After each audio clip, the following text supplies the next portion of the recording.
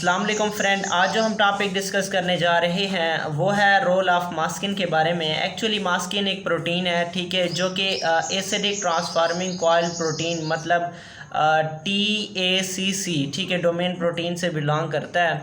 और ये पाया कहाँ जाता है? In Xenopus laevis oocyte. Xenopus laevis oocyte की हम बात करें तो ये इसे हम अफ्रीकन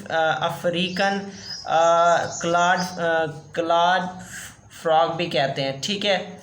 और एक्चुअली इसे इस वजह से बोलते हैं क्योंकि जीनोपस लफ्ज़ जो जीनोपस है इसका मतलब होता है कि स्ट्रेंज फुट, ठीक है। इसका क्या मतलब होता है? Strange foot. और इसका जो लेवस का मतलब होता है, इसका मतलब होता है स्मूथ, ठीक है। तो इसके एक्चुअली जो हैंड गट है, ठीक है, हैंड जो है, ठीक है, हैंड गट, तो उस पर जो है ना इस क्या मौजूद होते हैं? 3 क्लास मौजूद होते हैं, 3 जबड़े मौजूद होते हैं। और इन 3 जबड़ों का जो फंक्शन होता है, क्या काम होता है कि वो उसके फूड को टेयर करने के लिए यूज़ होते हैं, ठीक है। तो ये मास्किन उनके एम्ब्रियो में पाया जाता है, ठीक है, उनके ओसाइट्स एग में पाया जाता है। तो एक्चुअली जो मास्किन है इसके 2 बड़े मेन रोल होते हैं, ठीक है। दो इसका जो फंक्शंस है, इसका जो प्रोसेस है, ठीक है, वो दो स्टेप्स पर मुश्तमिल होता है, ठीक है। पहला क्या होता है कि डोरमेंट मैसेंजर RNA, ठीक है। अगर ये मास्किन प्रोटीन अटैच है, ठीक है, तो वो केस क्या होगा? डोरमेंट मैसेंजर RNA मतलब मैसेंजर RNA इनएक्टिव हो जाएगा, ठीक है। और दूसरा क्या होता है कि एक्टिव मैसेंजर RNA, ठीक है, मतलब ये कि जब ये मास्किन अटैच नहीं होता तब ये क्या हो जाता है? मैसेंजर RNA एक्टिव हो जाता है। तो हम इन दोनों स्टेप्स को जो ना हम रेगुलरली जो ना एक एक्सप्लेन से डिस्कस करते हैं, ठीक है। तो डोरमेंट मैसेंजर RNA मतलब ये कि जब मैसेंजर RNA के साथ मास्किन प्रोटीन अटैच नहीं होता, ठीक है, जब मैसेंजर RNA के साथ मास्किन प्रोटीन अटैच होता है, ठीक है, तो फिर वो क्या हो जाता है कि जो मैसेंजर RNA है वो क्या हो जाता है? इनएक्टिव हो जाता है, ठीक है। और एक्चुअली जब ये मास्किन प्रोटीन मैसेंजर RNA के साथ अटैच हो जाएगा तो उस वक्त कोई ट्रांसलेशन नहीं होगी, मतलब ये कि ट्रांसलेशन बिल्कुल स्टॉप होगी, बिल्कुल अब्सेंट होगी, यानी होगी ही नहीं। इसकी वजह क्या है हम नीचे जो है ना मज़ीद डिटेल से डिस्कस करते हैं इस चीज़ को, ठीक है। ये स्ट्रक्चर आपको नज़र आ रहा है, ठीक है।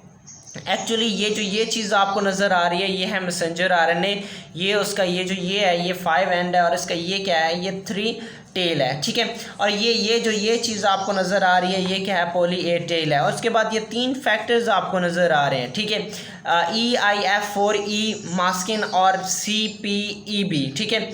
ये तीनों जो ना ऐसा समझो कि ये एक दूसरे के साथ जुड़ जाते हैं। जैसे जुड़ जाते हैं ये जो मैसेंजर RNA है वो क्या हो जाता है? बाइंड हो जाता है, क्लोज हो जाता है, ठीक है। तो मज़ीद प्रोटीन के लिए कोई जगह नहीं बचती, मतलब ये कि मास्किन सब कुछ सत्यानाश कर देता है, ऐसे समझे, ठीक है।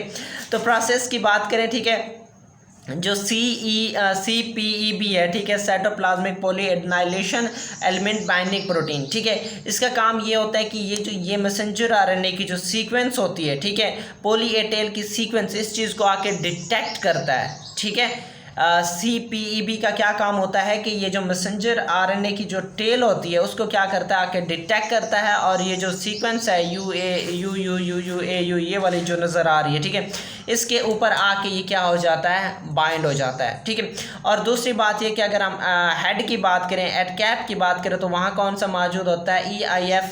EIF4E, ठीक है। ये EIF4E जो है ना उसके कैप पे मौजूद होता है, ठीक है। तो क्या मास्किन का क्या काम होता है कि मास्किन इन दोनों के साथ आके अटैच हो जाता है। ये जैसे कि यहाँ ये देखो, इन दोनों के दरमियान में कौन आके अटैच हो गया? ये मास्किन आके अटैच हो गया। जैसे ये मास्किन आके अटैच होगा तो मैसेंजर RNA, यानी ये देखें, ये एक ऐसे समझो एक सर्कुलर शेप में आ गया, ठीक है।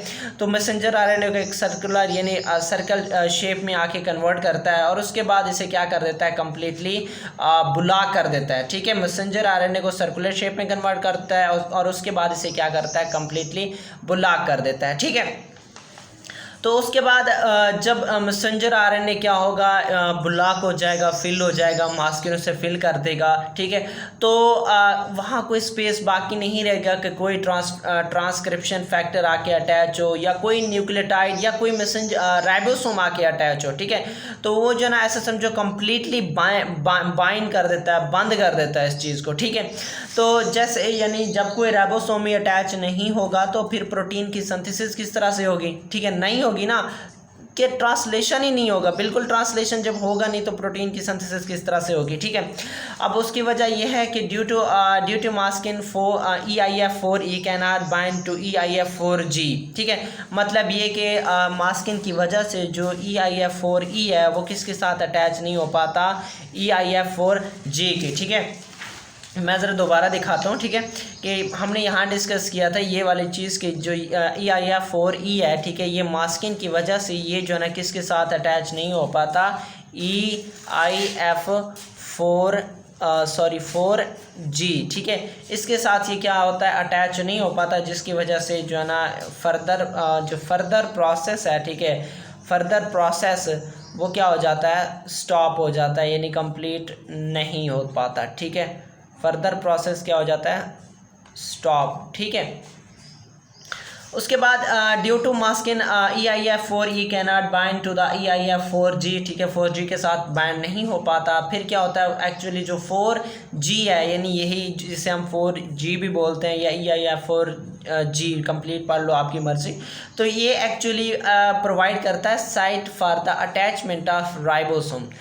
जो 4G है इसका क्या काम होता है कि ये जो राइबोसोम्स की अटैचमेंट के लिए साइट प्रोवाइड करता है, ठीक है। और फिर क्या होता है, प्रोटीन की सिंथेसिस होती है। लेकिन इस केस की बात कर रहा हूँ, इस केस में जब ये बाइंड ही नहीं होगा, EIF4G जब बाइंड नहीं होगा तो राइबोसोम नहीं अटैच होंगे, जब राइबोसोम अटैच नहीं होगा तो प्रोटीन की सिंथेसिस नहीं होगी, ठीक है। ये केस समझ आ गया है, यानी इसका एक वन फेज़ था।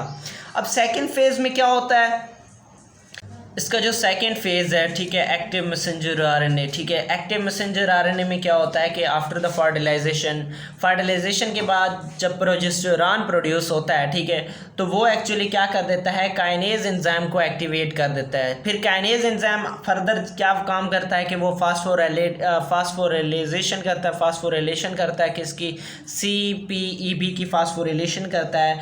और ये जो CPEB है वो एक न्यू बाइंडिंग प्रोटीन के साथ अटैच होता है, CPF, ठीक है, CPSF, ठीक है। ये क्या होता है, क्लाइवेज पॉलीएडेनाइलेशन स्पेसिफिटी फैक्टर, क्लाइवेज पॉलीएडेनाइलेशन स्पेसिफिटी फैक्टर इसके साथ आके अटैच हो जाता है। अब ये जो CPSF है वो किसके साथ, 3 साइड पे, 3 यानी एंड पे अनसैचुरेटेड साइड पे आके अटैच हो जाता है। ये देखें यहाँ ये CPEB था, इसकी फास्फोरिलेशन होने के बाद ये किसके साथ अटैच हुआ, CPSF के साथ अटैच हुआ, ठीक है। ये क्या है, ये पॉली ए टेल है, यानी पॉली अनसैचुरेटेड टेल है, ठीक है, इसके साथ आके अटैच हो जाता है।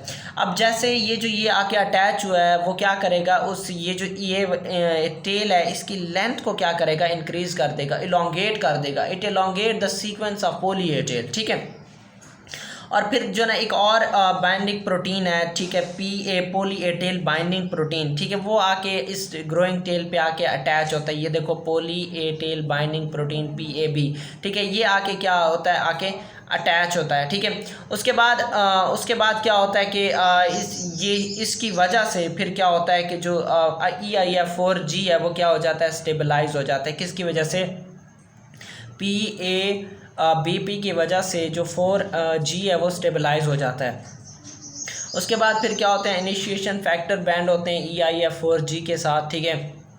इसी तरह से IF3 इनिशिएशन फैक्टर 3 तो वो अटैच होता है। फिर जो ना 45 एंड पे 40S राइबोसोमल यूनिट आके अटैच होता है, ठीक है। जैसे ही वो आके अटैच होगा तो फिर क्या होगा कि जो ना ट्रांसलेशन स्टार्ट हो जाएगा और प्रोटीन की क्या होगी, सिंथेसिस होगी।